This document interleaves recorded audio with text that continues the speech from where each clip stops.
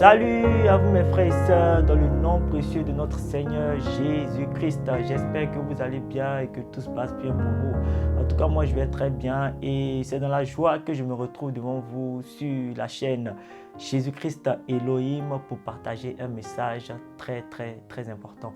Je suis le frère Niali Joël et le message que nous allons partager aujourd'hui s'intitule « Comment j'ai été délivré d'un esprit méchant ». Et comme bonus, je voudrais ajouter sans que quelqu'un n'ait eu à prier pour moi. Oui, en ce temps-là, je me suis débarrassé de cet esprit avec l'aide de Dieu et aucun homme ne m'avait imposé la main. Et nous allons voir à travers ce message comment j'ai pu y arriver. Il faut savoir qu'il y a beaucoup de sortes de démons. Il y a beaucoup de sortes d'esprits. C'est pourquoi lorsque vous lisez Matthieu chapitre 17, le verset 20, le Seigneur Jésus-Christ, après avoir délivré l'épileptique d'un démon, voilà, il y a un épileptique qui a été délivré dans ce verset-là, le Seigneur Jésus-Christ a répondu à tous ses disciples qui n'arrivaient pas à chasser ce démon auparavant, que cette sorte de démons ne partent que par le jeûne et la prière. Il a dit cette sorte de démons. Je peux dire cette catégorie de démons. Oui, il y a plusieurs sortes de démons, il y a plusieurs catégories de démons. Il y a des démons qui, en entrant dans votre vie, causent beaucoup de dégâts. Ils vous font faire des choses indépendamment de votre volonté, dans une inconscience totale. Et ça, ce sont des démons coriaces. Il y a des personnes qui agissent et qui ne savent même pas ce qu'ils font. Oui, ces personnes-là sont poussées par des démons. Et sans savoir ce qu'ils font, ils agissent et ils causent des dégâts à la fois dans leur vie et dans la vie des autres. Par contre, il y a des démons qui, en entrant dans votre vie, sont beaucoup plus subtils. Ils viennent, ils s'installent tout doucement, mais c'est lorsque vous sollicitez un des aspects du bonheur, qui est, je peux dire, le mariage, l'enfantement, le travail, c'est là qu'ils se font remarquer en faisant barrage. Donc, toi, le chrétien, tu dois faire vraiment attention. Attention à ce type d'esprit. Moi, dans mon cas, il faut dire que je n'ai pas tout de suite détecté. Un jour comme ça, j'ai fini le boulot. Je suis rentré à la maison, je me suis apprêté, je suis allé me coucher. Et pendant que je dormais, j'ai fait un songe. Dans le songe, je me suis retrouvé comme ça sur un boulevard. J'étais dans une voiture et il faisait nuit, une nuit noire. Et lorsque je suis sorti, je ne sais même pas pourquoi je suis sorti de la voiture et j'ai vu un véhicule militaire. Il n'y avait qu'un seul passager. Il était au loin, hein, il était trop loin de moi, mais j'arrivais à le percevoir quand même. Et il est sorti du véhicule et il a commencé à scruter comme ça l'horizon et il m'a vu. Quand il m'a vu, il a commencé à courir. Boum, boum, boum. Et j'entendais le bruit de ses bottes. Boum, boum, boum, boum, boum, boum, boum, boum, boum, boum, boum. Et je le regardais comme ça, venir vers moi. Et quand il est arrivé à mon niveau, sans que je ne puisse même réagir, il est entré en moi tout d'un coup, rapidement. Et dès qu'il est entré en moi, je me suis réveillé. Je vous assure que j'étais vraiment tout affolé à mon réveil. J'étais très affolé. Et c'est le moment pour moi aussi d'ouvrir une parenthèse par rapport au songe. Vous voyez, voici un endroit où nous nous retrouvons lorsque nous nous endormons. Et cet endroit-là est le lieu de rencontre de plusieurs sortes d'esprits. Il peut y avoir des esprits venant de l'Éternel, des esprits comme des messagers venant nous annoncer telle ou telle situation à venir ou un message de la part de Dieu. Il peut y avoir aussi des esprits méchants, des anges déchus qui viennent pour tenter de s'emparer de notre corps, pour tenter de prendre possession de notre vie. Donc, cet endroit-là est un lieu où toutes sortes d'esprits se rencontrent pour pouvoir vraiment impacter sur la vie des hommes. Et comme ça, il y a Dieu qui s'adressait à Aaron et à sa femme en parlant de Moïse, a dit que pour les autres prophètes, c'est à travers les songes que je leur donne des messages. Mais pour Moïse, je le fais directement bouche à bouche. Donc c'est pour dire que Dieu a l'habitude d'utiliser les songes pour véhiculer des messages. Le diable aussi a l'habitude aussi d'utiliser des songes pour arriver à ses fins dans la vie des frères, dans la vie des sœurs. Moi, j'ai écouté comme ça des témoignages de certaines sœurs qui disent avoir été visitées pendant leurs songes par des esprits qui sont venus, qui ont couché avec elles. Et ça, ce sont des esprits de nuit. Et c'est à travers les songes qu'ils arrivent à prendre possession des âmes. Donc, nous les chrétiens, nous devons faire vraiment très attention. Nous devons faire très attention lorsque nous sommes prêts à nous coucher, lorsque nous sommes prêts à nous endormir. Nous devons beaucoup prier. D'ailleurs, ce message-là s'adresse à vous, mais il s'adresse aussi à moi. Parce qu'il y a des moments où nous avons la flemme. Nous avons la flemme de prier parce que nous sommes tellement fatigués. Et c'est dans ces genres de moments-là que le diable profite pour s'emparer de notre vie, pour s'emparer de notre âme, pour prendre possession de notre corps. Oui, il faut toujours veiller. Il faut toujours veiller. Et c'est ça. Le chrétien doit toujours veiller. Comme le dit 1 Thessaloniciens 5, le verset 17, priez sans cesse. Priez sans cesse. Ne vous reposez pas.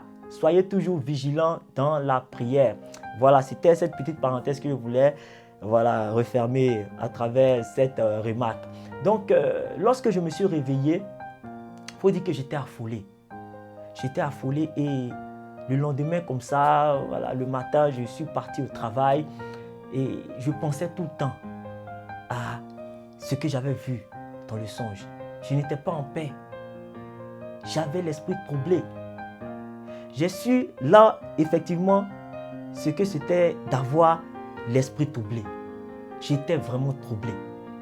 J'étais troublé comme Pharaon. Lorsque vous prenez Genèse 41, vous lisez et vous voyez qu'il a fait un songe où il voyait 7 vaches maigres dévorer 7 vaches grasses. Et à son réveil, il a été troublé. Il y a des songes comme ça qui troublent l'âme, qui troublent l'esprit. Et c'est ce genre de songe-là que j'ai eu à faire. J'étais vraiment troublé. Le premier jour est passé, le deuxième jour, le troisième jour, le quatrième jour, c'est au 5e jour que vraiment je me suis rendu compte qu'il y avait quelque chose qui était anormal dans ma vie.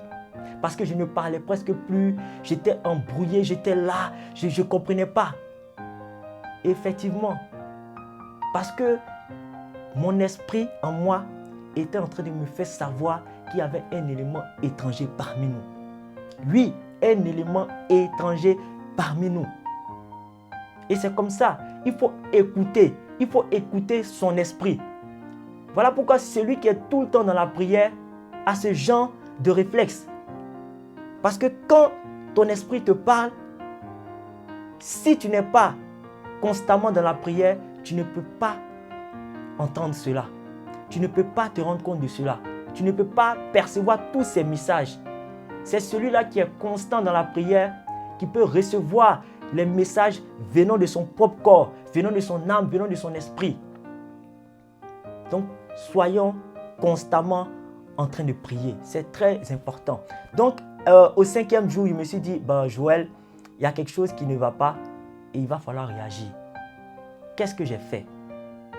J'ai entamé comme ça un temps de jeûne. Mais la particularité de ce temps de jeûne, c'est que je sais quand j'ai commencé, mais je ne savais pas quand j'allais finir. Parce que je me suis dit, tant que cet esprit-là ne sort pas de ma vie, ne sort pas de mon corps, je ne m'arrêterai pas. Donc, qu'est-ce que je faisais? Je coupais le jeûne à 18h, je rompais à 18h et à 5h du matin, je me réveillais pour une prière de combat. La prière de combat, je la faisais de 5h à 6h et de 6h à 7h, c'était la lecture biblique. Quand je finissais comme ça, je partais me laver et paf, je partais au travail et c'était tout le temps comme ça. Chaque matin, 5h du matin, je me réveille, prière de combat. J'ordonnais à cet esprit de quitter mon corps. Je disais, tu pars, tu pars, tu pars. Toi, esprit qui est entré dans ma vie, toi, esprit qui est entré dans mon corps, je t'ordonne de quitter mon corps, je t'ordonne de quitter ma vie. Allez, tu pars, tu pars, tu pars. Je combattais, j'envoyais le feu, j'envoyais le feu, j'envoyais le feu et je partais au travail quand je finissais ma méditation. Mais ce que vous devez remarquer, c'est que pendant ce temps, j'avais fait abstraction de tout ce qui est réseaux sociaux. J'avais fait abstraction de tout ce qui était distraction.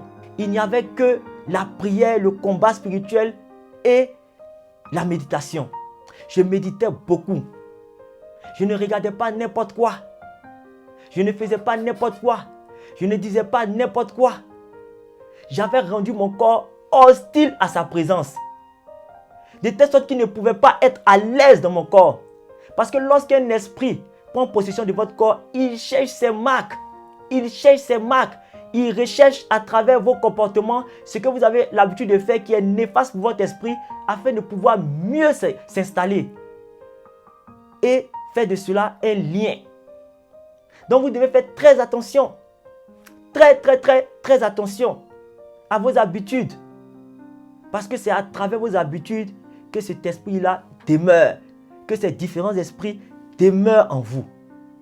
Donc vous devez vous débarrasser pendant ce temps-là de tout ce qui est mauvaise habitude, habitude néfaste, distraction, qui va vous empêcher d'obtenir la délivrance. Donc en ce temps-là, j'ai pratiqué une sanctification totale sur ma vie. Une sanctification totale. Je ne regardais pas n'importe quoi, je ne disais pas n'importe quoi. Parce que c'est très important. Et il ne pouvait pas être à l'aise dans mon corps. Donc dans ces temps-là, il faut dire aussi que j'assistais à tous les cultes. Les cultes en semaine, je partais les mardis, je partais les vendredis et les dimanches. Tout le temps. Donc la première semaine est passée. La deuxième semaine est passée. C'est dans la troisième semaine, le vendredi, j'étais à un culte d'enseignement et il y a un diacre qui était en train de prêcher et j'étais tellement connecté à ce qu'il disait que j'ai senti une paix, une joie que je n'avais plus ressentie depuis la nuit où j'avais fait ce songe, où j'avais été possédé. Et lorsque le diacre a fini de prêcher, il a dit, levez-vous pour qu'on puisse prier. Lorsque je me suis levé, une force a quitté mon corps subitement. Et quand elle a quitté, j'ai crié, Seigneur Jésus! Et j'ai eu juste le temps comme ça de regarder à ma droite pour voir une ombre partir rapidement. Et j'ai senti une joie. Je me suis senti léger tout d'un coup. Et c'est là que j'ai eu cette voix qui m'a dit, c'est cet esprit qui est entré en toi la dernière fois qui est sorti. J'ai commencé à glorifier le nom du Seigneur. J'ai commencé à bénir le nom du Seigneur parce que je venais d'être libéré. Et voici comment j'ai été délivré de cet esprit. La paix m'a envahi. Mon frère, ma soeur, il faut savoir que ce procédé est valable pour certains esprits qui entrent dans nos vies et qui s'installent, comme je l'ai dit. Ce sont des esprits qui créent des obstacles comme ça dans nos vies et on ne comprend pas. Donc, ce procédé-là est valable pour les esprits de nuit, mari de nuit, femme de nuit, les esprits de colère, l'esprit de vol, l'esprit de haine. Tous ces esprits-là qui créent des barrages à l'accomplissement de notre prière ou de notre destinée et de ce que Dieu a préparé pour nous. Donc, vous pouvez prendre ce procédé-là, c'est très efficace et vous obtiendrez la liberté. Vous serez affranchi, vous serez libéré de tous ces démons qui occupent votre vie. C'était le message que je voulais partager avec vous. J'espère que vous avez été édifiés.